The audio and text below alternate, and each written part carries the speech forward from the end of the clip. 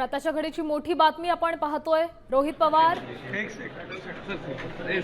मुख्यमंत्री देवेंद्र फडणवीस यांच्या भेटीकरता पोहोचलेले आहेत। थोड्याच वेळापूर्वी त्यांनी मनसे अध्यक्ष राज ठाकरे यांची भेट घेतली आणि आता ते देवेंद्र फडणवीस यांची भेट घेण्याकरता पोहोचलेले आहेत। आताच्या घडीची ताजी दृश्य तुम्ही पाहताय।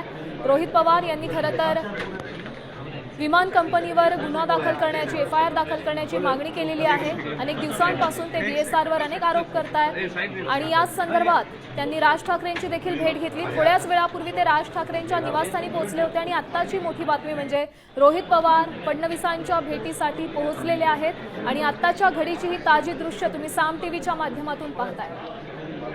रोहित पवार मुख्यमंत्री देवेंद्र फडणवीस यांच्या भेटीसाठी पोहोचलेले आहेत। अजित पवार यांच्या विमान अपघात प्रकरणी रोहित पवार चांगलेच सक्रिय झालेले आहेत। तपासाला वेग मिळावा यासाठी ते प्रयत्न करतायत। अनेक नेत्यांच्या ते भेटीगाठी देखील घेतायत।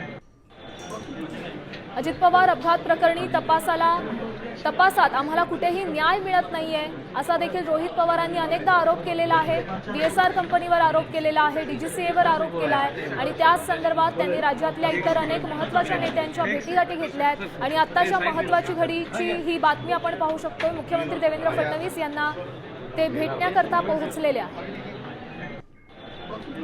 या संदर्भात अधिकची माहिती देत आहेत आपल्या प्रतिनिधी वैदेही काणेकर। वैदेही, नक्कीच आपण बघतोय की राज ठाकरे यांना भेटल्यानंतर आता रोहित पवार थेट मुख्यमंत्री देवेंद्र फडणवीस यांच्या भेटीला दाखल झालेले बघायला मिळतात। रोहित पवार यांच्याकडे काही अधिकची माहिती आहे की अपघात नेमका कसा झाला, काही पुरावे जे आहेत त्यांनी याच्या आधी देखील सादर केलेले आहेत। राज ठाकरे यांच्यासमोर देखील काही बाब ज्या आहेत त्या त्यांनी समोर ठेवलेल्या आहेत। मात्र राज ठाकरे यांनी सुप्रीम कोर्टाच्या निकालाचे 2 दाखले जे आहेत ते रोहित पवार यांना दिलेले आहेत आणि हे 2 दाखले घेऊन रोहित पवार थेट मुख्यमंत्र्यांना, ज्यांच्याकडे गृह विभाग देखील आहे, त्या मुख्यमंत्र्यांना भेटण्यासाठी गेलेले आहेत। एफआयआर पोलीस दाखल का करत नाही या संदर्भातला दाखला सुप्रीम कोर्टाच्या एकूणच निकालाची प्रत देखील त्या ठिकाणी रोहित पवार ठेवत असल्याचं कळतंय। त्याच्यामुळे जर एफआयआर दाखल केले जात नाहीत तर ते का दाखल केले जात नाही या संदर्भात प्रश्न ते उपस्थित करणार आहेत। कारण राज ठाकरे यांनी जे सुप्रीम कोर्टाचे निकाल आणि दाखले दिलेले आहेत ते देखील फडणवीस यांच्या समोर रोहित पवार ठेवणार असल्याची माहिती मिळते। नक्कीच धन्यवाद वैदेही दिलेल्या या सविस्तर माहितीसाठी।